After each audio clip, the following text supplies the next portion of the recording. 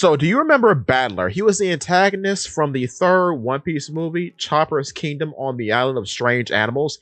He was a musician and he was a poacher. He is also referred to as Count Battler in the One Piece card game. His bounty is 14,900,000, and he is also seen in One Piece Stampede in bounty poster form. What is so interesting about him is that he has the power of music and he can manipulate animals and Luffy, because we know Luffy has always been susceptible to hypnotism.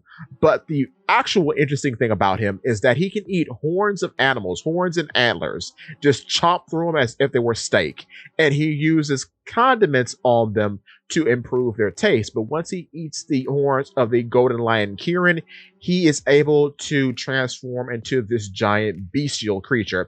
With that being said, do you think at some point in the manga there could possibly be someone that has a devil fruit that revolves around the concept of horns?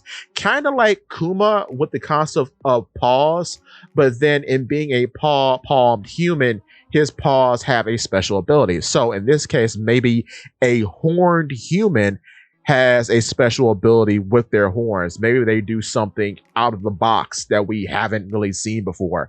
Because the trouble with this is that we have horned humans or horned humanoids in the story already, with ancient giants, with onis, and then with some fishmen, and then with some mink too, honestly.